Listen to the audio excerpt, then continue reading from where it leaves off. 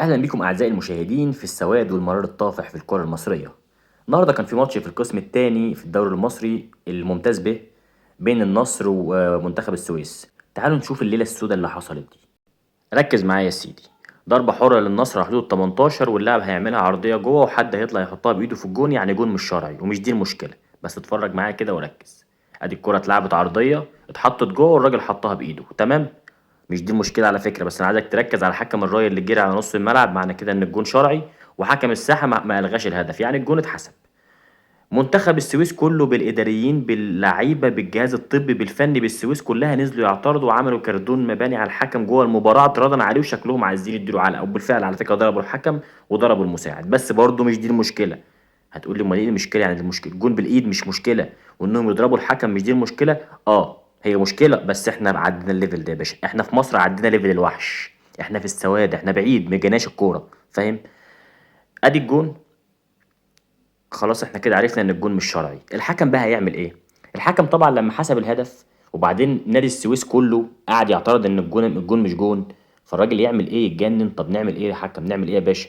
فجي واحد اداري من منتخب السويس قال له يا باشا احنا الماتش ده زايعينه لايف على الفيسبوك، فخلي بالك احنا ناس تكنولوجيا معديين، فاهم؟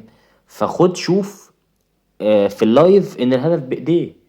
فالراجل راح حكم وراح وقف على جنب هناك زي ما انتوا شايفينه، ومسك الموبايل وقعد يشوف اللايف ويرجع الكوره بقى، وفاهم عمل فار لنفسه. طب تقول لي ازاي؟ اقول لك هو كده الكوره المصريه. الراجل اخترع بروتوكول، فاهم؟ ما عندناش فار في القسم التاني اصلا طبعا عارفين. مين بقى اللي بيديله التليفون يقول له خد اتفرج يا حكم؟ ده رئيس شؤون اللاعبين في منتخب السويس اللي جه في الجون. ايوه هو ده اللي هو انا الجون ده هيخليني اخسر، لا خد ارجع في كلامك. يا باشا هو قانون الكوره بيقول ايه؟ الجون غلط، تمام. الجون الحكم حسب جون مش جون، مفيش فار يرجع له، يبقى خد بقرار الحكم خلاص. زي ما كان بيحصل معانا زمان ولا نسينا؟ كابتن طارق السيد اصلا بيمرن فريق النصر المدرب بتاعهم، عمل مداخله مع ابراهيم فايق وقعد بقى حكى له القصه كلها. قال له الحكم اتضرب في الملعب من نادي السويس، وان الحكم جيت اكلمه قال لي لو تقدر تعمل حاجه اعملها، انا محدش في اتحاد الكوره يقدر عليا، وقال كلام كبير جدا لدرجه ان ابراهيم فايق بدا يهدي طارق السيد ويقول له مش عايزين نقصوا على الحكم. الحكم شئنا ام ابينا غلط او ما غلطش، الموضوع مش دي القصه. القصه في اللي عمله الحكم. الحكم عمل حاجه غريبه، عمل حاله كده تخليك تقف تفكر احنا الجبروت ده جايبينه منين؟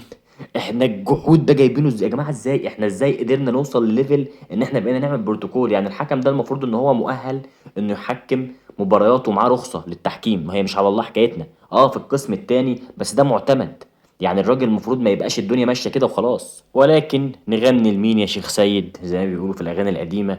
اتفرج يا سيدي ومتع عينك باللي بيحصل في الكوره المصريه. وبنستغرب بقى ان الدنيا خربانه والاهلي والزمالك والمنتخبات رايحين في داهيه، ما هي مش من فراغ.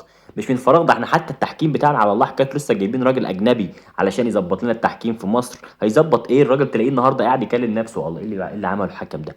الراجل رايح يجيب موبايل، واحد يقول له خد التليفون ده شوف عليه البث المباشر، فيقعد يرجع في الكوره اه لا مش جون فعلا، يروح يحسب. يا نهار ازرق ومنيل ب 60 نيله عليا وعلى دماغي. يا جماعه ازاي؟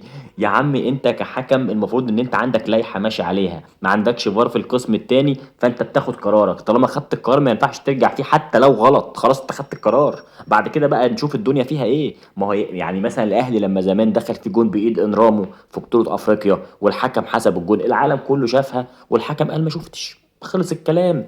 وامثله تانية كتير وحاجات كتير عدت علينا على الاهلي والزمالك ومنتخب مصر وعالميا، وشفنا في فار بترجع للفار تشوف الكوره فيه، مفيش فار خلاص بتاخد قرارك والقرار انتهى خلص الكلام. لكن تروح تشوف موبايل يا جدع، هو في كده؟